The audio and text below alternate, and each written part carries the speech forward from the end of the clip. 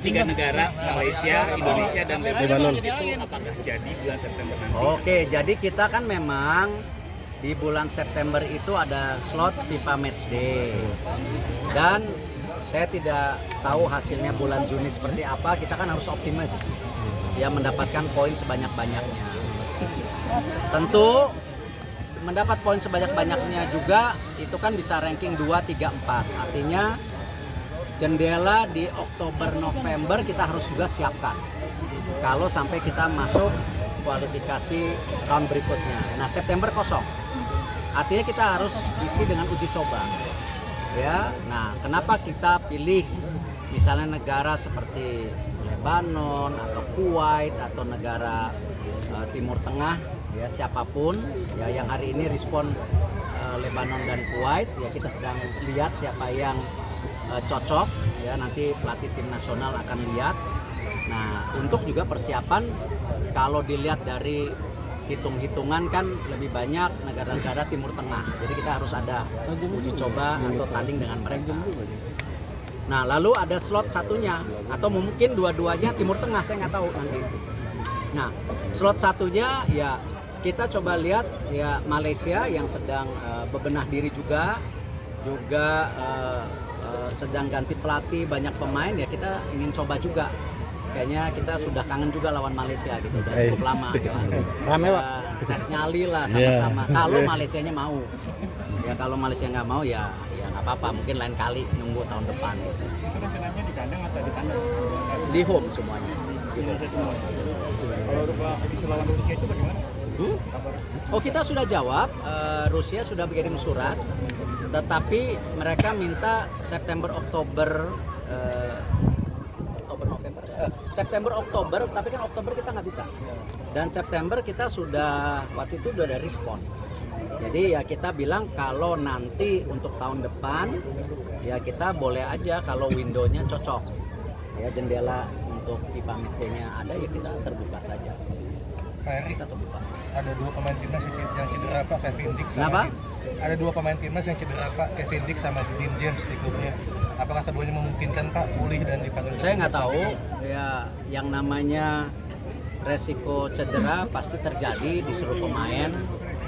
Sejak dulu kan saya bilang kenapa kita perlu penebalan tim senior 2x11, bahkan juga di bawah itu 3x11 ya, karena ini memang talenta pool kita harus tebal. Karena ya resiko cedera ya bisa terjadi. Belum lagi ketika ada penumpukan turnamen. Tim senior U23 bertanding di bulan yang sama misalnya. Nah, itu juga kan kita tahu tim senior kita banyak juga yang masih qualified untuk main di U23, tambah tipis lagi. Ya, jadi ya kita harus siap dengan segala resiko. Memang dengan cederanya Kevin Dix ataupun Dean James yang qualified untuk starting 11 ya, memang ya perlu menjadi pertimbangkan untuk pemain substitusi. Dari keempat kualifikasi Piala Dunia Pak, jika Indonesia lolos kabarnya kita bidding tuan rumah ronde. Ya kita ingin mendapatkan kesempatan untuk bidding sebagai tuan rumah juga. Kalau negara-negara lain juga ikut bidding kan boleh. Ya tergantung nanti AFC-nya bisa memberi kesempatan kita atau tidak. Pak Eri Kasnova juga katanya udah ngasih roadmap buat ke Piala Dunia. Sudah. Sudah kita gimana dan rencana gimana? Kita udah setujuin, bahkan dari PSSI, Badan Tim Nasional sudah duduk dengan Liga. Kita memberi kesempatan tim U17 untuk bertanding di Elite Pro Academy yang lebih senior, sehingga kita punya kesempatan mereka untuk tidak hanya berlatih tapi bertanding bisa 17-20 game melawan kakak-kakaknya di Elite Pro Academy yang usianya 18-20 tahun. Jadi ya kita beri kesempatan, karena pelajaran kita kalah 0-6 dengan Korea Utara ya, introspeksi diri kita memang jam terbang kita dan juga fisik kita ya kita harus tingkatkan. Ya kita lihat negara yang baru bangkit seperti Uzbekistan juga mereka punya keseriusan lebih, ya kita harus juga serius, kalau nggak kita ketinggalan lagi. Proses perizinan pemain dari ke bela timnas di apa nanti? Nggak ada masalah, saya rasa mereka juga perlu investasi, ya kan ini juga investasi jangka panjang bersama pemain-pemain muda. Pak Erik, Pak, Liga 1 Pak, soal kabar beberapa klub yang menunggak gaji pemainnya Pak, tindakan PSSI bagaimana Pak? Ya, kita mengecam untuk klub-klub yang tidak membayar gaji. Kita mendorong LIB bertindak keras karena sudah ada kesepakatan antara PSSI dengan Liga untuk menegakkan klub licensing, ya, dan janjinya Liga kepada kami selain ada denda untuk tahun depan ada pengurangan poin untuk tahun depan.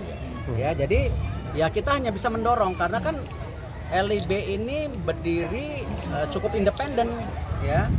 Kita tidak bisa mengintervensi, kita duduk untuk bersama-sama mencari solusi. Saya mengapresiasi perubahan yang terjadi di Liga, tetapi tentu banyak juga catatan dari PSSI untuk Liga yang harus terus diimprove, ya. Dan saya juga yakini kalau ada tuduhan-tuduhan misalnya, oh ini ada match fixing, ya nggak apa-apa, kita buktiin. Nggak mungkin saya nutup mata gitu, ya. Dan saya tidak pernah pandang bulu kok. Kemarin Nusantara United punya keponakan saya terdegradasi ke Liga 3 kan? Exco juga, Ayo, itu juga Pak Arya. punya Exco, Pak Arya juga nggak ada saya. Tapi gini, jangan semua menciptakan asumsi gitu loh, ya kan? Tapi proven kita sama-sama gitu. Kalau saling tuduh sulit gitu. Ya gol bunuh diri ya bisa aja. Ya, tuh tadi nembak nggak ada kipernya, taunya nggak masuk, disengaja kan bisa aja gitu. Tapi yang penting kita membangun sepak bola kita dengan fakta. Tapi kalau emang ada itu kita tindak. Gitu. Pak, soal dugaan penasihat Semen Padang Andre Rosiado Pak. Ya itu sama. Saya sama Pak Andre bersahabat. Dan gini loh, kritik Pak Andre harus kita dengar.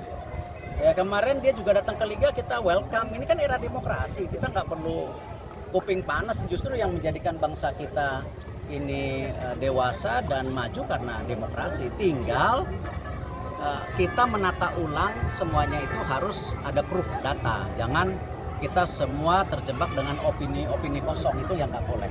Ya. Nanti kita setback lagi. Pak, Cukup ya? kasus rasisme yang diterima pemain Maluku Pak. Oh, saya menentang keras, makanya kan saya bikin video. Ya, bahkan saya minta PSSI kalau perlu kita bantu nuntut hukum. Ya iyalah. Pemainnya sudah melakukan laporan ke. Udah, kita ikut bantu ke polisi karena saya sejak awal ketika juga kita waktu itu bertanding dengan Guinea, ya, ada isu rasisme.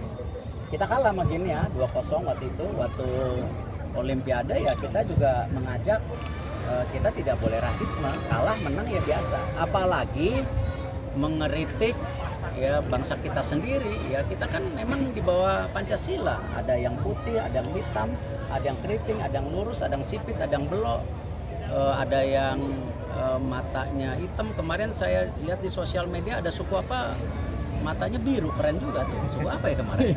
Iya kan ada viral. Oh, bangsa Indonesia ada matanya biru. Nggak pakai soft lens. Pak Erik, Pak, Persib juara Pak.